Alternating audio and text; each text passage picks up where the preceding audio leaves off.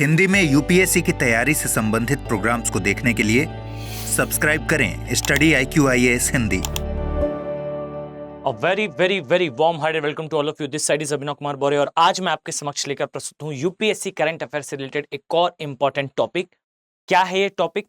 तो मैं इसे स्टार्ट करूं उसके पहले याद रखिए कि कुछ ऐसे टॉपिक्स होते हैं यूपीएससी की जर्नी में, कुछ ऐसे सब्जेक्ट होते हैं, कुछ ऐसे विषय होते हैं जिनके बारे में ज्यादातर जो है ज्यादा चर्चाएं नहीं होती, पर इस पे यूपीएससी का डेफिनेटली काफी इंटरेस्ट होता है। एक साइंटिफिक टॉपिक है जहां जो बीते 4-5 वर्षों से जिस पर जो है स्टडी चल रही थी, अब हम कह सकते हैं कि इसके बारे में एक तथ्य के फॉर्म में, एक डेटा के फॉर्म में जो है इंफॉर्मेशन हमारे सामने उपस्थित है।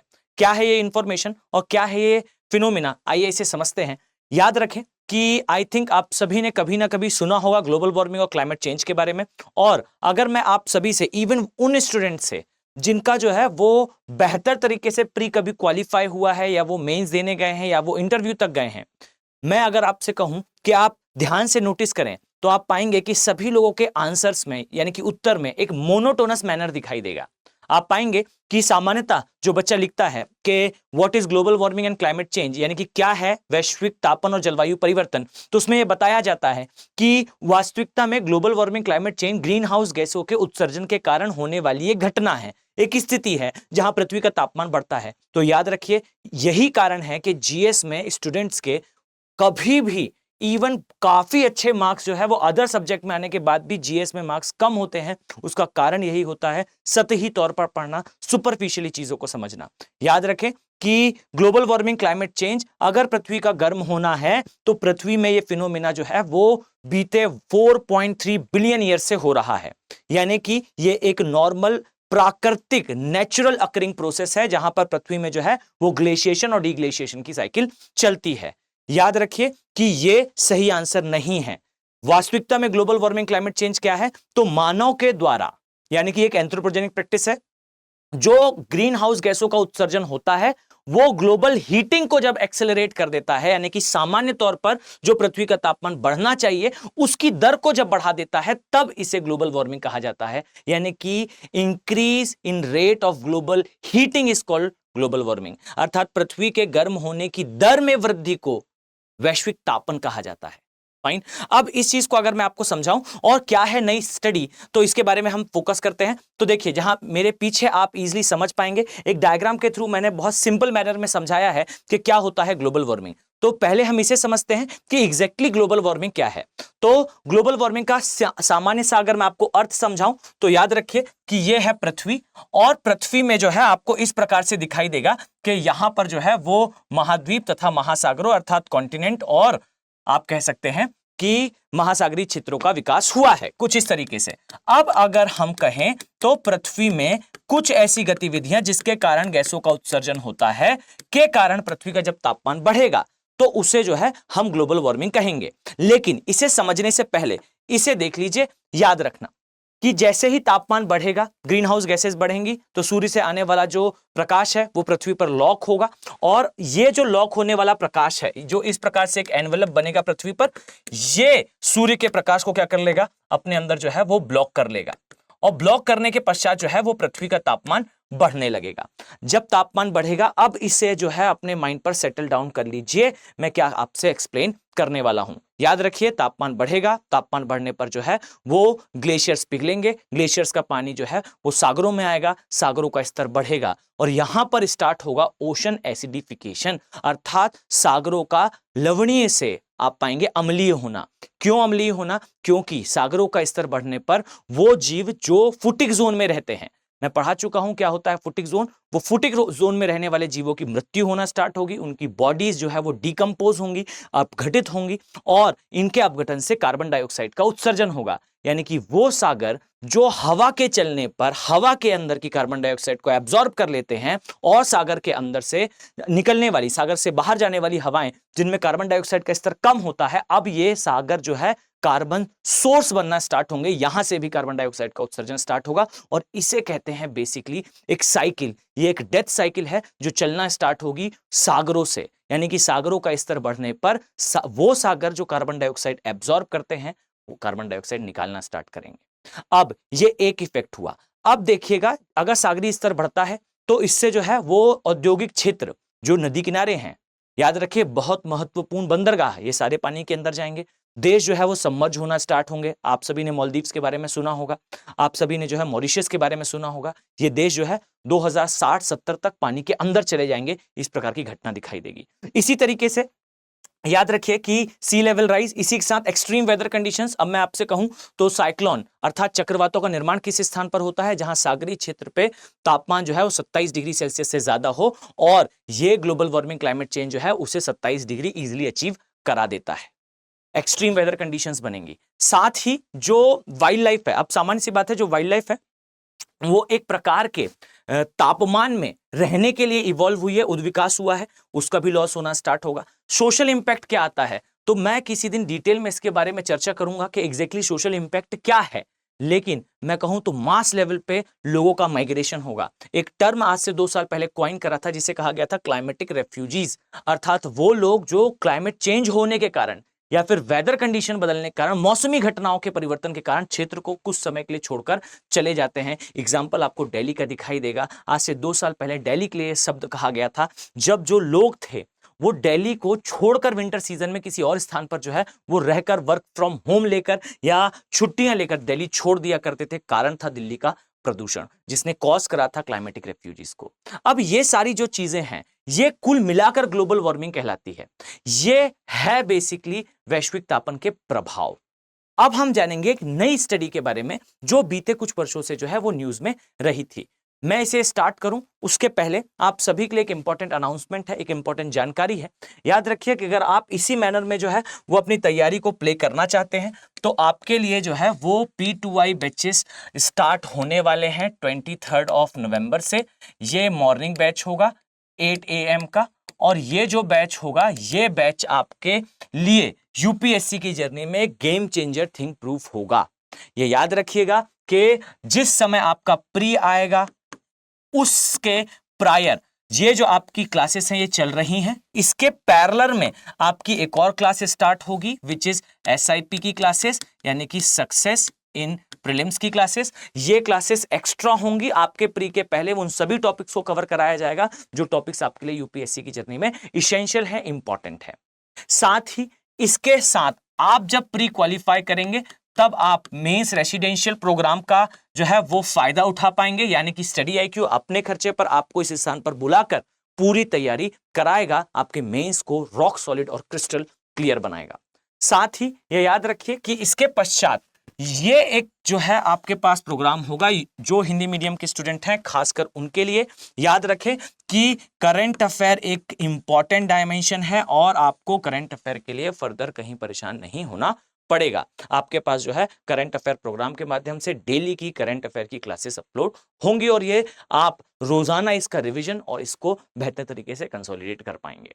साथ ही आपको एक मेंटोर अलॉट होगा। ये मेंटोर जो है आपकी पूरी जर्नी में आपके साथ होगा, आपको आने वाली हर एक समस्या का समाधान इस मेंटोर के द्वारा आपको प्रोवाइड करा जाएगा, और ये सब कुछ आपको जो है वो मिनिमम कॉस्ट पर मिलेगा by using AK live code. आप इस फैकल्टी कोड का, ये मेरा कोड है बेसिकली, आप इसके अलावा जब इस कोड को अप्लाई करेंगे तो ये कॉस्ट जो है आपको 24,999 पर जो है वो प्रिवेल आप इसे कर पाएंगे। डेट का विशेष ध्यान रखिएगा, डेट के पहले इसे प्रिवेल करें और अपनी जर्नी को जो है वो नेक्स्ट लेवल पर लेकर आप जा सकते हैं। This is a golden opportunity. आप जिस भी वर्ष का ट्राई कर रहे हो अलग अलग वैलिडिटीज के साथ इस प्रोग्राम का पार्ट बने, बिकॉज मैं श्योरिटी से कहता हूं कि आपके लिए ये आने वाले समय में गेम चेंजर थिंग होगी। तो मैं उम्मीद करता हूं कि आप सभी जो है इसका पार्ट बनेंगे और अपनी सक्सेस को इंश्योर करने के बारे में जो है आप तत्परबद्ध होंगे। फाइन, चलिए तो इसी के साथ अगर मैं आगे बढ़ूं तो अब क्या है एक नई स्टडी। तो इस स्टडी को समझने के लिए जानिए मैं 2 फिनोमिना के बारे में आपको बताना चाहता हूं। एक फिनोमिना होता है जिसे कहा जाता है ग्लोबल या ग्लोबल लेवल पर ग्लेशिएशन और डीग्लेशिएशन। अब 1 मिनट में समझिए, फाइन, लेस देन 2 मिनट्स में आप इस पूरी साइकिल को समझ जाएंगे। क्या है साइकिल? तो भाई याद रखें कि पृथ्वी पर 5 बार मास एक्सटिंक्शंस हो चुके हैं। कई जगह 5 कहा जाता है, कई जगह 6 कहा जाता है। ये जो है अपने अपने रिस्पेक्ट की बात है, यानी कि आप किस रिस्पेक्ट में मास एक्सटिंक्शन को देख रहे हो या महाविनाश को देख रहे हो। याद रखें कि अगर मैं आपसे कहूं तो एक सामान्य सी साइकिल है पृथ्वी पर। जो जीव पृथ्वी पर राज करते हैं, जो पृथ्वी है उसे एक बार में उन जीवों को समाप्त करती है और नए जीवों को जो है वो चांस देती है। कैसे? तो इस चीज को आप इस बात से समझिएगा कि ग्लेशिएशन डिग्लेशिएशन की एक साइकिल ऐसी है पृथ्वी पर जहां पर सामान्य रूप से पृथ्वी का तापमान बढ़ता है, बढ़ने पर ग्लेशियर पिघलते हैं, पानी पिघलकर जो है वो सागरों में आता है। और यहां ध्यान से देखिए, अब अगर मैं आपको यहां दिखाऊं तो इस प्रकार से जो है वो सागरी प्लेट है, यहां पर पानी भरा है और नीचे जो है डक्टाइल लेयर है जहां मैग्मा भरा है। फाइन। अब यहां समझिएगा, जब सागरों में दाब बढ़ेगा यानी कि प्रेशर बढ़ेगा, जब पानी आएगा तो ये दाब जल्दी ही ट्रांसफर हो जाएगा किसमें? मैग्मा की डक्टाइल लेयर पे। और इस दाब के कारण मैग्मा में जो प्रेशर आएगा, मैग्मा उसे वीक जोन से जो है वो तोड़कर एक विस्फोट के माध्यम से मैग्मा बाहर निकलेगा, जिसे ज्वालामुखी उद्गार कहते हैं। और यही जो ज्वालामुखी उद्गार है, इस उद्गार में याद रखिएगा सबसे ज्यादा डस्ट और गैसेस यानी कि एशेस यानी कि धूल और राख के कण निकलेंगे। और ये जो धूल और राख के कण होते हैं, सामान्यतः ये आपने देखा होगा कि एक बार ज्वालामुखी विस्फोट हुआ तो उस विस्फोट के कारण जो है जो धूल और राख के कण निकलते हैं वो आसपास के क्षेत्र को जो है वो इस प्रकार से कवर कर लेंगे। और याद रखिए, जब तापमान बढ़ेगा तो सारे जो है सागरी क्षेत्रों में दबाव बढ़ेगा, प्लेट जो है उस प्रेशर को मैग्मा में ट्रांसफर करेगी, मैग्मा से ये जो है ये बाहर निकलेगा ज्वालामुखी विस्फोट के रूप में, और विस्फोट के कारण जो है डस्ट और एशेज निकलेंगे और ये जो है वो पूरे पृथ्वी को घेर लेंगे, जिससे पृथ्वी पर जो है एक हिमयुग आ जाएगा। ये पृथ्वी की एक नॉर्मल साइकिल है, यानी कि अब ये हिमयुग आया, पृथ्वी एक स्नोबॉल बनी। कारण क्या है भाई? पृथ्वी के लिए ऊर्जा का एकमात्र स्रोत जो है वो सूर्य है। क्लियर? अब जब पृथ्वी स्नोबॉल बन गई, अब धीरे धीरे करके ये धूल का जो आप कह सकते हैं चादर है या एनवलप है, ये समय के साथ जो है वो हटेगा। और जब ये हटेगा तो धीरे धीरे करके पृथ्वी का तापमान जो है वो पुनः बढ़ना स्टार्ट होगा। और जब ये बढ़ना स्टार्ट होगा तो याद रखिए टेम्परेचर राइज होता जाएगा।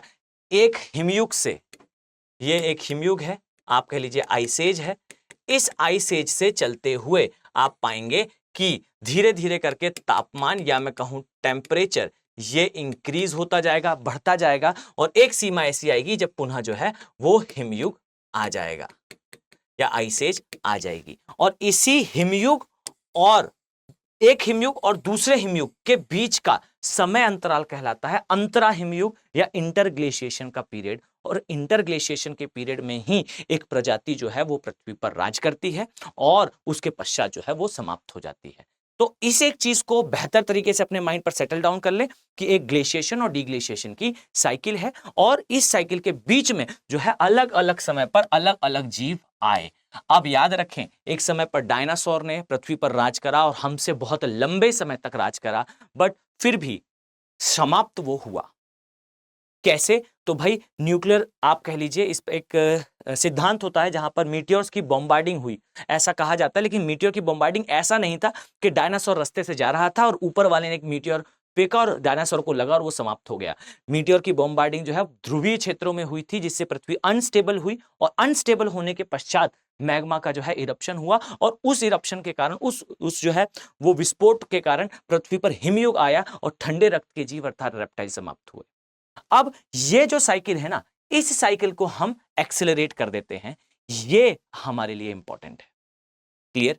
अब दूसरी एक और साइकिल है जिसके बारे में जो है वो सामान्यतः डिस्कशन कम होता है, पर इसे आपको समझना चाहिए कि जो साइकिल हमने देखी ग्लेशिएशन और डिग्लेशिएशन की, ये एक लंबे समय अंतराल में होने वाली घटना है। इस साइकिल का नाम है मिलानकोविच साइकिल। और आइए मैं इसके बारे में आपको यहां समझाता हूं। अगर मैं आपसे कहूं कि ये एक नॉर्मल फिनोमिना है ग्लेशिएशन और डिग्लेशिएशन का, अब इस फिनोमिना के बीच में यहां पर आपको जो है एक समय दिखेगा जब पृथ्वी का तापमान इस समय अंतराल पर अचानक से कम हो जाएगा, यानी कि जो टेम्परेचर है ये सडनली जो है वो कम हो जाएगा। अब ये जो इंटरग्लेशिएशन के समय होने वाली एक घटना है, इसे कहा जाता है मिनी आइस एज। अब ये मिनी आइस एज क्या है, यही पर जो है वो रिसर्च चल रही थी बहुत लंबे समय से। ये साइकिल के बारे में तो काफी पहले से आया हुआ था, बट इसके बारे में अलग अलग रिसर्च पेपर में, अलग अलग जो है वेबसाइट पर इसके बारे में काफी ज्यादा डिस्कशन हुआ, और इस कारण जो है हम इसे देख रहे हैं। याद रखिए, इस साइकिल को कहते हैं मिलानकोविच साइकिल, जहां अंतरा हिमयुग आता है। अंतरा हिमयुग के समय में एक मिनी आइस एज आता है, एक छोटा हिमयुग आता है, जहां पर पृथ्वी का तापमान जो है वो एक समय पर कम हो जाता है। अगर मैं आपसे कहूं तो आप नोटिस करिएगा कि मुगल काल में हमारा जो एग्रीकल्चरल प्रोडक्शन था ये काफी अच्छा रहा था। आप नोटिस करिएगा, मुगल काल या फिर दिल्ली सल्तनत को हम मध्यकाल और डार्क एज क्यों कहते हैं। हर एक देश में अगर मैं आपसे कहूं कि मध्यकाल को जो है वो डार्क एज क्यों कहा जाता है, तो इसका मुख्य कारण है लोगों का एक्सप्लॉइटेशन हुआ था, शोषण हुआ था। क्यों? क्योंकि जो किंग है, ध्यान से समझिएगा, जो किंग है और जो किसान है, आप कह लीजिए जो फार्मर्स हैं, फाइन, इनके बीच में एक व्यक्ति आया जिसे कहा गया सामंत। तो जब कभी सामंतवाद बहुत क्रूर होता है, फ्यूडलिज्म काफी स्ट्रांग होता है, तो इस शोषण के काल को, यानी कि किसी भी देश में अगर आप उसके इतिहास की किसी किताब को उठाकर देखें और अध्ययन करें और आपको ऐसा पता चले कि वहां की राजस्व व्यवस्था में एक किंग है और सामान्य लोग हैं और उसके बीच में फ्यूडल लॉर्ड है, तो इसका मतलब है उस देश में उस समय जो है वो मध्यकाल चल रहा है, मिडिवल एज चल रही है। अगर सिर्फ किंग है और लोग हैं, इनके बीच में कोई बिचौलिया नहीं है, तो वो एंशिएंट है, यानी कि वो प्राचीन काल है। मध्यकाल होगा जब बीच में क्या आ जाएंगे, फ्यूडल लॉर्ड्स, यानी कि सामंत आ जाएंगे, और सामंतवादी युग जो है वो एक्सप्लॉइटेशन करेगा, याद रखिए, शोषण करेगा, और इसलिए इसे डार्क एज कहा जाएगा। फिर रिनेंसा आएगा और इसके बाद जो है फिर लोग जो है पुनर्जागरण के द्वारा इसे हटाकर लोकतांत्रिक सरकार बनाने का प्रयास करेंगे, इसे ही आधुनिक युग कहा जाता है। और मैं यहीं पर आपका कंसंट्रेशन चाहता हूं। याद रखें कि जो किसानों का समय था या फिर जो मुगल काल का एरा था, उस समय पर एग्रीकल्चरल प्रोडक्शन काफी अच्छा हुआ था। कारण क्या है? तो याद रखिए, मिलानकोविच साइकिल ये बताती है कि सडनली कुछ स्थानों का, कुछ एरियाज का टेम्परेचर कम हो जाता है, और मिलानकोविच साइकिल ये बताती है कि 1500 से 1850 एडी के बीच में, जस्ट अ सेकेंड, 1850 एडी के बीच में ये वो समय रहा जब पूरे उत्तरी गोलार्ध में एक मिनी आइस एज चला था। और इस मिनी आइस एज में हुआ क्या था कि उत्तरी गोलार्ध का तापमान थोड़ा कम हो गया था। अब जब ये कम हुआ था तो इसका एक सकारात्मक प्रभाव आपको भारतीय उपमहाद्वीप में दिखा, जहां पर प्रॉपरली विंटर का एक अच्छा सीजन जो है वो निकलकर सामने आया था, जहां पर हम विंटर में अच्छा प्रोडक्शन कर पा रहे थे। यानी कि नो डाउट कि इसका एक क्रूर प्रभाव, हार्ड इफेक्ट जो है वो टेम्परेट एरिया में, शीतोष्णकटिबंधीय क्षेत्र में दिखा होगा, जहां पर आप पाएंगे, अगर मैं आपको थोड़ा सा जो है वो आगे लेकर जाऊं, तो आपने वाइकिंग्स का नाम सुना होगा। वाइकिंग लोगों ने जो है वो ग्रीनलैंड को कैप्चर करा था 1000 बीसी के समय। वाइकिंग्स ने जो है ग्रीनलैंड पर जो है अटैक करके उसको पूरा कैप्चर करा, और लगभग इस समय तक वाइकिंग्स जो है वो ग्रीनलैंड पर राज करते हैं। फिर क्या हुआ कि वाइकिंग जो है ग्रीनलैंड छोड़कर चले गए। एक समय पर साइबेरिया पूरा ग्रीन था, फिर क्या हुआ कि साइबेरिया का पूरा पार्ट जो है वो परमाफ्रॉस्ट हो गया। इसका कारण यही मिनी आइस एज की साइकिल है। याद रखिए कि ये मिनी आइस एज की जो साइकिल है, आप पाएंगे कि 1500 से 1850 एडी के बीच में पृथ्वी पर तापमान जो है, उत्तरी गोलार्ध में खासकर तापमान गिरा था, और इसका एक आप कह सकते हैं सकारात्मक प्रभाव उष्णकटिबंधीय क्षेत्रों में देखने को मिला, जहां ठंडी का मौसम जो है वो बेटर हुआ। और यही कारण है कि मिडिवल एज के समय और मुगल काल के समय हमारा एग्रीकल्चरल प्रोडक्शन काफी ठीक ठाक रहा था। और इसके कारण आप पाएंगे कि आगे एक बैकग्राउंड क्रिएट हुआ था आगे की इकोनॉमिक एक्टिविटीज के लिए। तो यहां मैं आपको बताना यह चाहता हूं कि ग्लोबल वार्मिंग और क्लाइमेट चेंज की साइकिल में आपको 2 पॉइंट याद रखने हैं। एक है, पृथ्वी पर सामान्यतः ग्लेशिएशन और डीग्लेशिएशन की प्रोसेस चलती रहती है, और साथ में एक बीच में भी प्रोसेस आ सकती है, इसे मिलानकोविच साइकिल के नाम से जाना जाता है, जहां पर डीग्लेशिएशन यानी कि इंटरग्लेशिएशन के समय, यानी कि 2 हिमयुगों के बीच के समय पर एक छोटा हिमयुग भी आ सकता है। और यही जो है वो ग्लोबल वार्मिंग से डायरेक्टली कनेक्टेड है। तो इसे थोड़ा सा आप जो है अपने माइंड पर सेटल रखेंगे। मैं उम्मीद करता हूं कि इसी प्रकार के थोड़े कंसेप्चुअल वीडियोस को आप पसंद करेंगे। अगर आपको इसमें इंटरेस्ट आता है और ऐसा लगता है कि आपके लिए फ्रूटफुल रहा हो, तो इसे ज़्यादा से ज़्यादा शेयर करें और आप सभी अपने सुझाव और आपको ये वीडियो कैसा लगा इसे डेफिनेटली कमेंट सेक्शन में मेंशन करें। मैं ईच एंड एवरी कमेंट को जो है वो रीड करता हूं। तो मिलते हैं इसी प्रकार से एक नेक्स्ट वीडियो में। Have a very nice day. Thank you. Hindi में यूपीएससी की तैयारी से संबंधित प्रोग्राम्स को देखने के लिए सब्सक्राइब करें स्टडी IQ IAS हिंदी।